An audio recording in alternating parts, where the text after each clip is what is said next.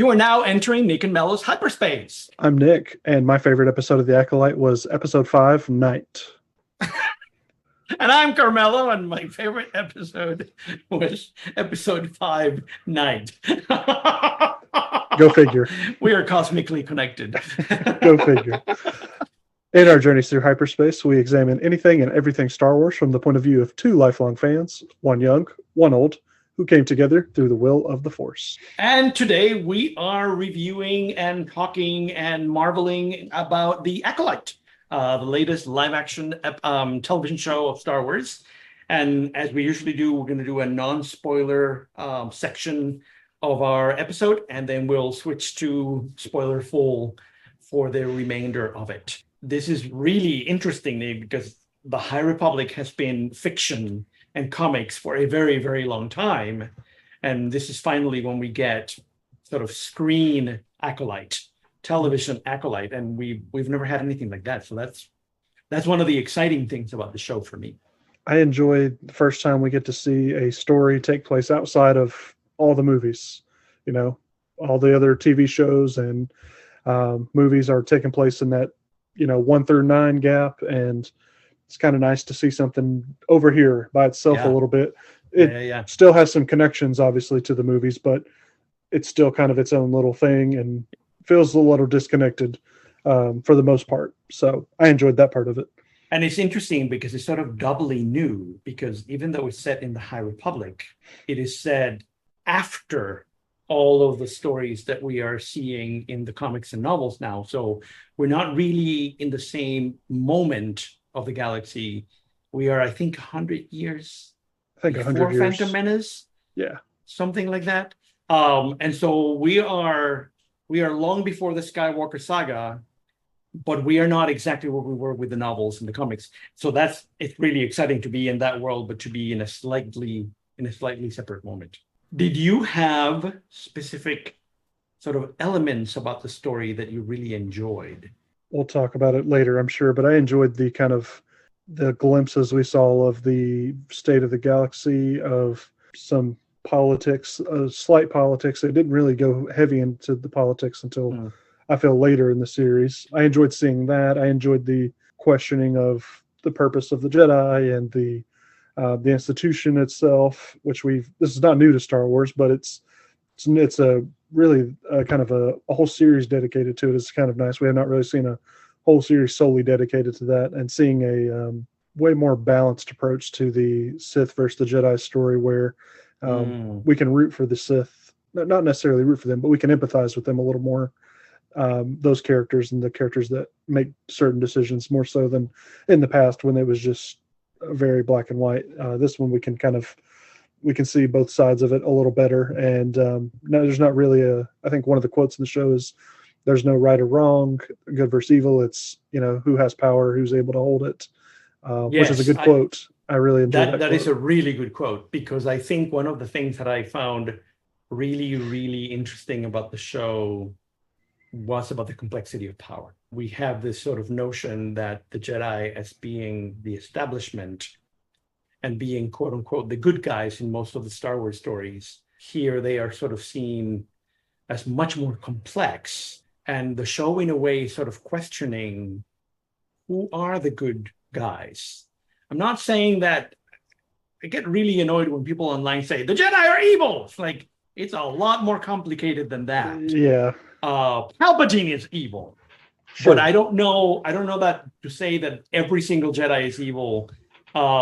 It's simplifying things. And what I like about what the Acolyte is doing is that is sort of giving us a very complex notion of the Jedi. There's a lot of colonial, imperial notion of the Jedi in the way they are behaving, in the way they treat others, in their almost self-righteousness about what they should do and what they can do, what they should talk about, what they should not talk about.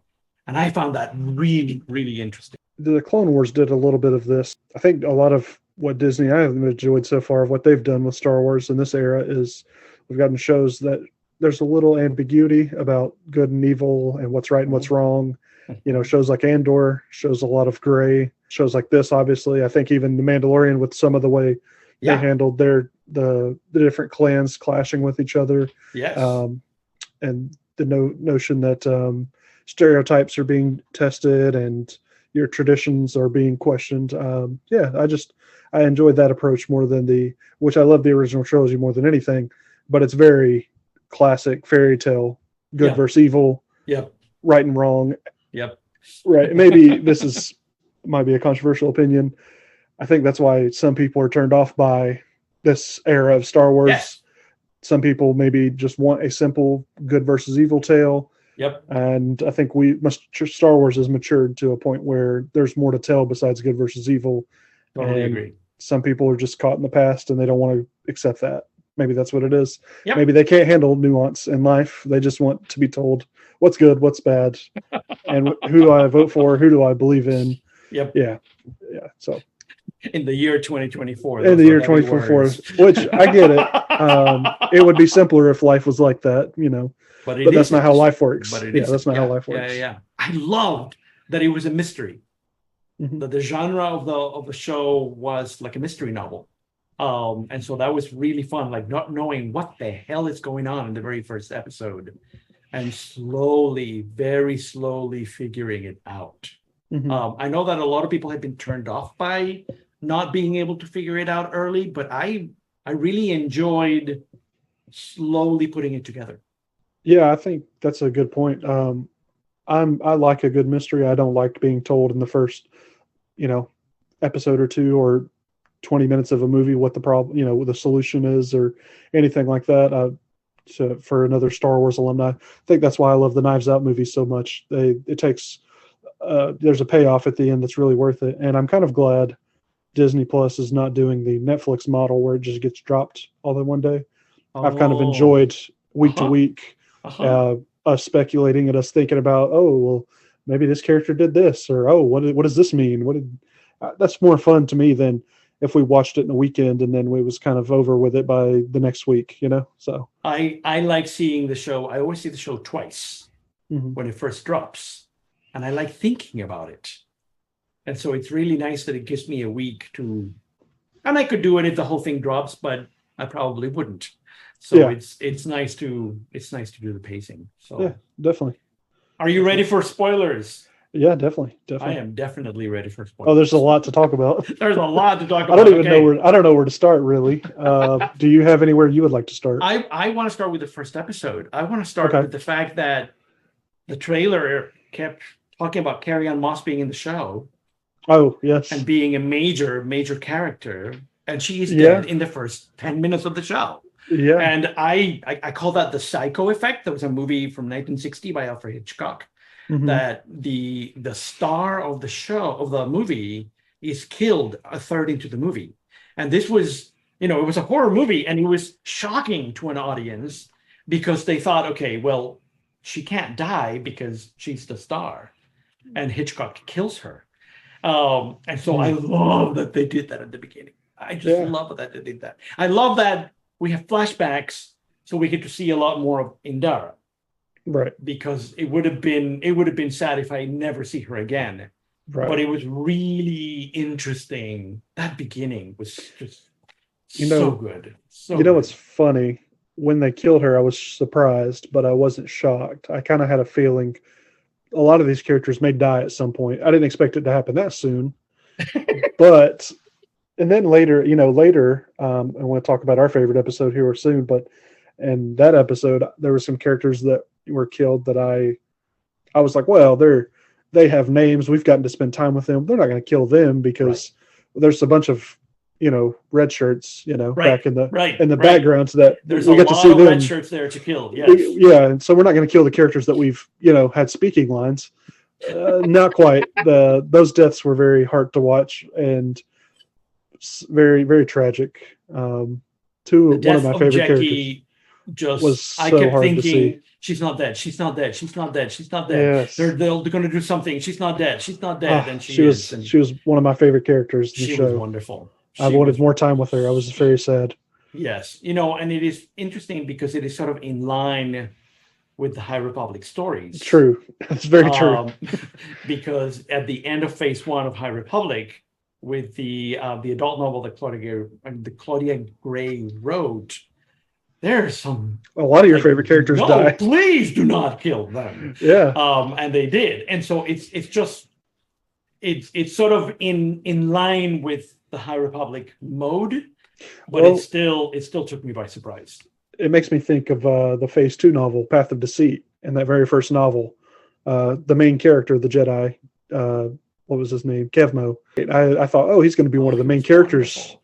And then he dies at the end, and I'm like, damn it, I really liked him. I wanted him to stay. I wanted to follow his journey throughout this whole adventure. And I remember, I think when that book came out, you were like, what do you think is going to happen? And I was like, oh, I bet Kevmo is going to escape and blah, blah, blah. And you're like, oh, okay, well, you got to keep reading. And that's right, because I finished it before you did. I remember that. I was like, I'm glad you didn't spoil it. But that's very fitting with the High Republic. This era is just very, they don't pull punches, No. One of the most spectacular things about this show were the lightsaber battles. Oh, so they good. were just phenomenal. Some of my favorite in all of Star Wars. Phenomenal. There are a whole bunch of lightsaber duels in the Skywalker saga that just fell off my radar. Yeah. Yes. It was just really, really quite wonderful. So it makes those deaths even more spectacular. Mm-hmm. If we can go back to Jackie in episode 5 in Night, she's kicking ass. Doing great. She's kicking ass, and she still gets killed. I really enjoyed how the fights were so well made, and they were sort of telling a story, and then they were pulling the rug away from you and sort of twisting it and changing it, and it was just fantastic. It was just fantastic. In Dara's battle in the first episode, and then Saul in the second one fighting May. Yeah, it was just like he's so like boop, boop, boop, just moving a little bit, sort of like I don't need to spend any more energy than this to fight with this girl. It was magnificent. It reminded me a lot of The Matrix. A lot of especially the first couple episodes. Oh, you're right. Yeah, very right. Very the kind of. Do you know if they used any of those people? I mean, Carrie-Anne Moss was Trinity. Oh, Carrie-Anne Moss was in it. But I don't know if any of the choreographers or anybody like that was from The Matrix. But it wouldn't surprise me if they pulled somebody from that movie. Because I have seen memes of the Acolyte with Matrix references. Yeah. Oh, it wouldn't surprise me if I'm sure it was a big influence there, but I haven't done my credits research to know if there's anything in there or not. What were your thoughts on the twins? We haven't talked about the twins. Yeah, I had a feeling there was some kind of twist because, well, one, I kind of thought it was weird when they showed the opening scene with May and Dara, and then they cut to Osha. We didn't know at the time was Osha. And I thought she looks different for some reason. Her hair doesn't seem as long. Sure, her attitude's a little different. Like maybe she's just, at first I thought, oh, maybe she's just hiding really well, like who she is. Well, I noticed that she didn't have the marking. I didn't notice that until later on. And so immediately I said, oh, this is flashback. Ah, okay. I just assumed it was a flashback and it was, this girl before. Like a year, or something. Whenever. Yeah. And then I realized, oh no, she's just been accused from a murder she didn't do. It was really, once again, this sort of mystery of where are we? When are we? Who are these people? Yeah. I found that really, really fun.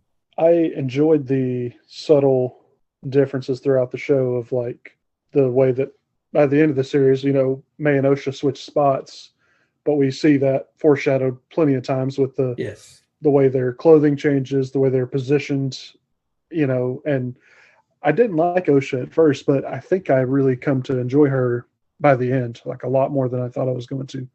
May, I always could tell she was conflicted about, always felt she was conflicted about what she was doing, about killing the Jedi. Right. Didn't feel like that's what she really wanted ever. So when she had just all of a sudden I know a lot of people complained about her turn of, oh, I'm not going to do this. Why do I need to do this? My sister's alive. It didn't feel, to me, it didn't. I actually like that. Yeah, I like that. It didn't feel weird or out of place to me because I thought, oh, well, yeah, I could tell she didn't really it didn't seem like she wanted this anyway. I agree. Because you were talking about sort of the way that she's very hesitant at the beginning of the show, and one of the things that I like about that beginning is sort of like her realizing I have gotten into something that is bigger than me with the master.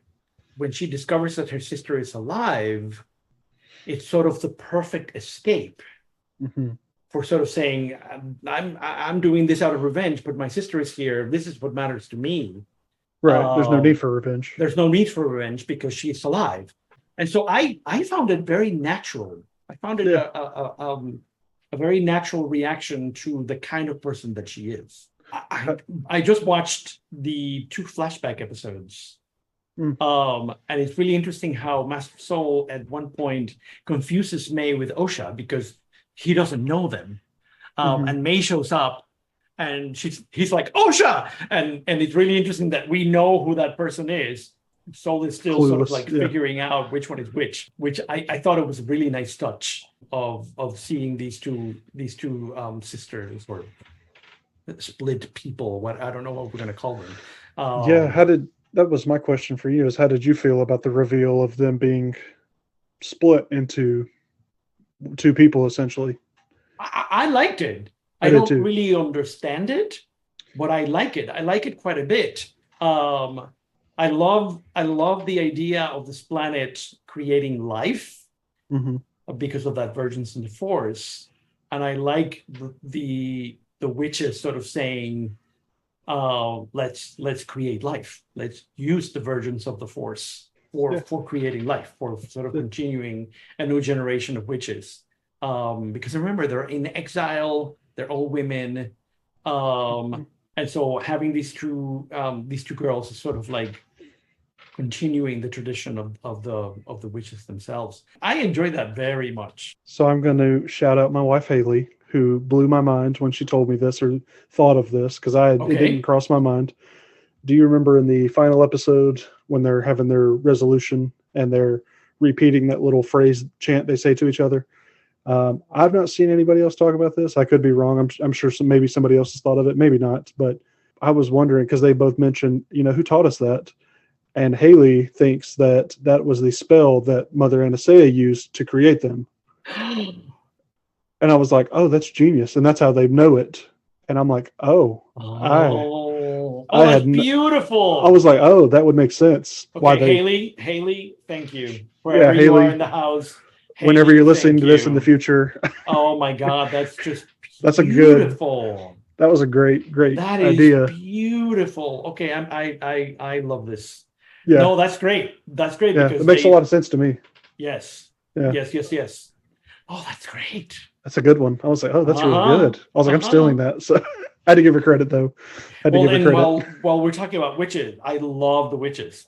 It was really fun having another coven of women that were not the Night Sisters. It was really interesting because the Jedi sort of assume, I think Corbin assumes that they're Night Sisters. Indara sort of says, no, these must be a different group. We had an episode in the last season of our show talking about religions of the Force, and it was really wonderful having this show sort of continuing the conversation of yet another way of thinking of the Force. These witches talk about the thread and how the thread is this thing that connects us all and all of that. And so it was really, really fun having yet another way of thinking of the Force itself. I don't know if you could see it, but there are moments where they're sort of doing things with their hands, and there's actually this like little thread, this invisible thread that sort of vibrates. It's not visible. It's almost like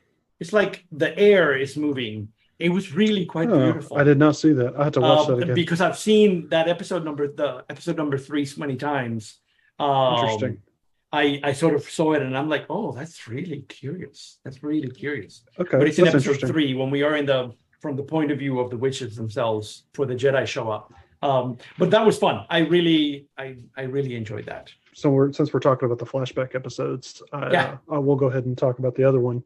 What did you think of how it all played out? How did you feel about Soul's decision? 2 decisions he made, I thought were very like shocking to me. Yes. Yes. I Oh, this is really hard for me. I appreciated from the writers of the show to persuade us to fall in love with this wonderful, wonderful character. And on the penultimate episode of the season, to show us how flawed he is. Mm-hmm. Rather than showing a flawed Jedi from the very beginning, we are witnesses to what I think is a wonderful Jedi making some terrible decisions. Yeah. And letting his emotion and his desires for having a Padawan darken and obscure what he should have done. It hurt like hell.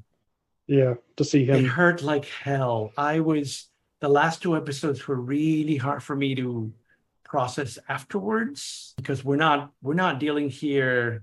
This is not Pong Krell. This is not Darth Sidious. a self-righteous Right. Jedi who is doing what he thinks is right. No, he's sort of trying to do something that he thinks is right, but he's not Approaching it the he right gets way. it totally wrong. Yeah. He gets it totally wrong. And it broke my heart like you don't know what. Oh. Yeah. I appreciated I think it lines up great with another thing that we've seen in Star Wars, with one moment of weakness can really ruin a lot of things. And just like Luke in The Last Jedi, a moment of weakness, like a fleeting thought, I think. Yep. Except this time, Soul actually did the thing that Luke almost did, and would have been worse probably. Right. And it was just shocking, and especially since Mother Anastasia was like, "Oh, you would have gotten what you wanted if you just waited maybe 5 seconds." The one that really shocked me when I watched it was when Osha and May are both falling, and I know it's an impossible, it's a heat of the moment. There may not have been a right way or anything, but just the fact that, I don't know, it was very hard to see a Jedi let someone die or choose, obviously May was okay, but still, it was just shocking. But it's really interesting because he chooses the one who wants to be a Jedi. That's what I'm saying, and so it's a very conscious decision. Right. That rather than doing the one who doesn't want to be a Jedi, he's going to save the one who wants to be a Jedi, which is a very self-righteous moment. Sort of like, this is, I'm choosing the life of my own, of the people that are like me or want to be like me, rather than choosing the life of both. Yeah. Well, and the fact that instead of telling Osha, I had to make a tough decision, he covered it up. To me, the only innocent Jedi in this was Kelnaka, because he didn't do anything but get possessed and attacked his friend. I guess he felt guilty for that, which he couldn't really control being possessed. But and Dara was really the one that was trying to do the right thing and play it by the book. And then once we get to the end, she obviously just listens to Soul's reasoning of he's going to be expelled, what's going to happen to Osha, and it was very just disheartening. And if you're a fan of the High Republic, you'll know the Jedi do this a lot. So this is not new, but still, it was just a very, a couple mistakes led to altering the lives of 2 young girls and a whole community of witches. And I love the chain of events. I mean, Torben saying, "This is our ticket home. We need to get these girls." Mm-hmm. Soul follows him, ends up killing Anastasia. Then Indara says, "This is the truth that we're going to tell the council because we're trying to protect Osha." And then Vernestra at the very end is basically saying Soul went rogue. He did all this stuff and he committed suicide. So it's really interesting. All the layers. What is that wonderful phrase in English? The road to hell is paved with good intentions. Yes. Is that what it is? That is the road to hell is paved with good intentions. Which is very true in this case. It is so true in this case that they're all making these decisions, that they think is the right thing to say, the right thing to do, the right thing to hide. And they just keep making it worse and worse and worse and worse. And I found that's very High Republic too. I mean, Mhm. we have some very flawed Jedi, but some very fascinating Jedi in the High Republic. So I loved how, once again, that sort of continued in the way the television show is I've, presenting that organization. I've seen a big complaint with some of that going, as well as the Jedi in the show being flawed. And a lot of people are like, well, we were promised the Jedi were, at the height of their powers, and we were also promised this in the High Oh, Republic. yeah, but these are But to people. me, well, that, and also, like, if they were all goody two shoes and did everything right and never made a wrong decision, you're not going to have a story. It's going to be over pretty Yeah. damn quickly. Or it's So going to be really boring. it's going to be very boring. If you want a power fantasy, I don't know, go watch something else. I don't know. Yeah, because I think the point, to me, what is interesting about the High Republic, both in the novels, the comics, and this television show, is that we are at the height of their power, but that doesn't mean that they make mistakes. We're not saying we're at the height of their virtue, right. at the height of their power. Mm-hmm. And so I love that they're flawed. It's just, it makes it That's so realistic, and it makes it so more relatable. interesting. Yeah. Yeah. I think before we start wrapping up, I'd like to talk about Vernestra a little more, because she's the only character that is in the High Republic novels That makes it to the show. and is part of the show. How do you feel about the young Vernestra that we meet in the novels and the comics, and the older Vernestra that we have in the show? The books take place, I want to say, maybe 100 years before this or more. Something like that. Something like that. I think she's a teenager in the books. And yep. So, like, I mean, 100 years, that's a long time. So, I mean, people change within 5 or 10 years. So I imagine 100 years is going to be a big difference. It's fine. Obviously I don't expect her to be the exact same. But I like how I've noticed in the books, because I read Temptation of the Force as the show was airing, and I kind of noticed some things in that book where I thought, oh, I could see where this character lines up there to me. Uh-huh. Yeah, I could see where this is going. I'm sure they had an idea of where this was going. Okay. To me, because like in the books, she's distrusting of, spoilers for anybody who hasn't read this, she's distrusting of the council and their decisions. The one person that she could trust, and that was our man, who was a good friend of her master, and then she finds out he did a despicable thing, and she basically says, you're going to report to the council or I'm going to. So he does, and then they offer him a seat on the council. So her distrust with the council, and to me it kind of feels like one of those, like, one of those cogs, or one of those people who they see a broken system and they want to fix it, but then as they've operate in that system for so long, they just kind of become a part of it, or they accept the rules and this is how things are, or I can't change things. Kind of how I took it. I think maybe the problem that I had was that I didn't see. I wish that there had been scenes of Vernestra not being an administrator or a manager, but being a Jedi herself. Sure.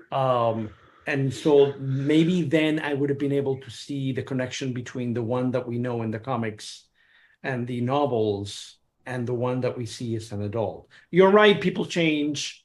We have no idea what's going to happen in the rest of the Harry Potter her story is story. Still being told. What kind of Vernestra we're going to have at the very end of the story, and how that will connect to the one that we see on television. But I sort of felt like I needed more Vernestra in the show for me to be able to get a better sense of who she is at this moment in her life. Sure. Yeah, I can see that. It feels like I knew a lot about Soul. I knew quite a bit about Jackie, and I knew enough about Turbin and Kelnaga to follow him. But with Vernestra, I think because I had read the novels, I sort of wanted a little more presence for me to make the connection, and I couldn't quite make the connection. I love her scenes and some of the revelations that come out towards the end of the show with her and the senator, and they're, it's it's referenced kind of offhand in the beginning of the show about our political enemies, and you think, at that time I didn't know what the heck she meant. But then Yep. we get to meet the They senator show who up at the end. I forget his name. I wish I would have I don't looked remember. this He up. was marvelous. He was great, and he was only in like 2 scenes. Great actor and great character. Great character. I thought he was very fascinating. I kind of was, I feel like he's a character that it would have been more interesting if he was throughout the show, checking in on the Jedi, kind of snooping around, figuring out what are you guys actually doing. Yep. Where are these Jedi? They've not reported in. It would have been more interesting. I guess they were limited on what they could do. And then I enjoy, which we haven't even mentioned him, surprisingly, her connection to Chimere, the stranger, which I'm very fascinating. I knew as soon as we saw him shirtless and the markings on his back that looked like a whip, I knew immediately. I was like, oh, that's got to be Vernestra's either former student or something, I'm interested to see that relationship, that dynamic, and what happens between those two. I am so glad that they hired such a good actor for that character. Oh, he's incredible. Because that was a character that required a lot. First seeing it as Chimere, and then seeing him as the stranger.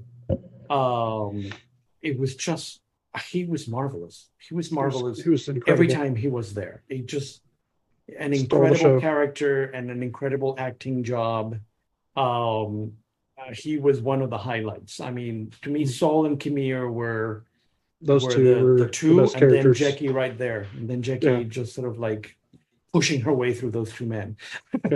Well, and I enjoyed the brilliance, because I think a lot of people speculated it was him, and I was on that boat too. But I thought, well, that's kind of obvious. It feels way too obvious to be him, and it was. But it was still an awesome reveal. And then the subtle when Soul says you, and then he does the happy voice, hi there, and then he does the stranger, the Sith Lord voice, and I thought, oh, that gives me Sheev Palpatine vibes, all the way, the kind humble senator to the evil Sith Lord.